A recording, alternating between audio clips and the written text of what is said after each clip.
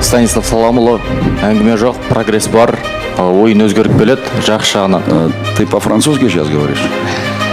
Париж, oui, ça va bien.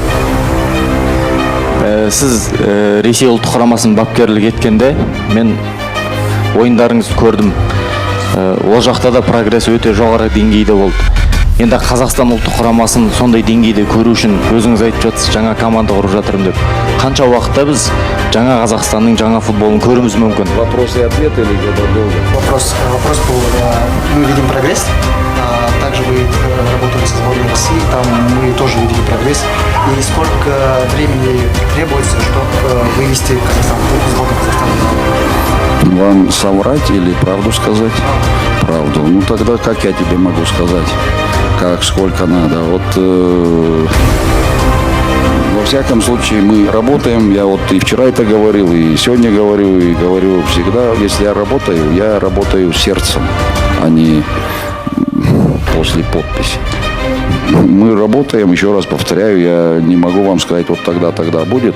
Во всяком случае, если мы видим прогресс, значит уже на правильном пути.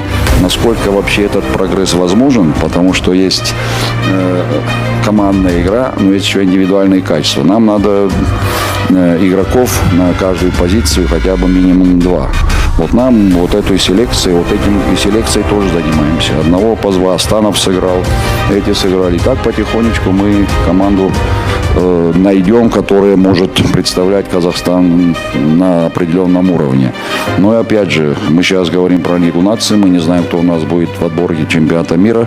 Будет 3 топ сборных, но опять, значит, будем искать варианты, как их обыгрывать. А так не могу тебе точную дату сказать. Во всяком случае, мы над этим работаем. Извините, надо объяснить, наверное, упорные пассажиры, поэтому была ошибка насчет французского языка. Встаньте, пожалуйста, покажите мне.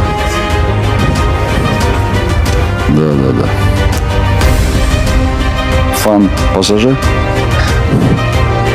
Ну, конечно, с кем нас сравниваешь, да? Ну, с ними нас пока... Ағайындар құтты болсын. Қазақ тілінің деңгейі, қазақ тілінің құны 700 мың теңге екен. Кешегіні қазақ тілін келеке қылған жылтырбас аққұлақ бар ғой. Сол күніге 1 миллион 600 мың теңге алады сол ше, күніге бір күнде. Соған кеше қазақ тілін мазақ қылғаны үшін 700 мың теңге штраф салыпты. Неғып 7 миллион теңге салмайды? Неғып 70 миллион теңге штраф салмайды? Неғып 700 миллион теңге штраф салмайды? Бұдан ары қарай көтін қысып қазақ тілін мазақ қылмай ойланып сөйлейтін деп неғып салмайды? Жарты күндік ақшасы ғой 700 мың теңге. 700 мың теңге штраф салғанда қазақ тілін мазақ қылған үшін. Содан біле беріңіздер, қазақ тілін деңгейін құнын біле беріңіздер ағайын. Қазақтың тасын өрге домалататын ақшаны домаламайтын допқа төлеп жатқан мына жоғарыдағы сайқалдардың бастары доп сияқты күйіп кеткен ба деймін негізі ше. Әділдік жерде де жоқ, көкте де жоқ, сондықтан ит өмірге өкпеде жоқ деген тошты айтқан негізі.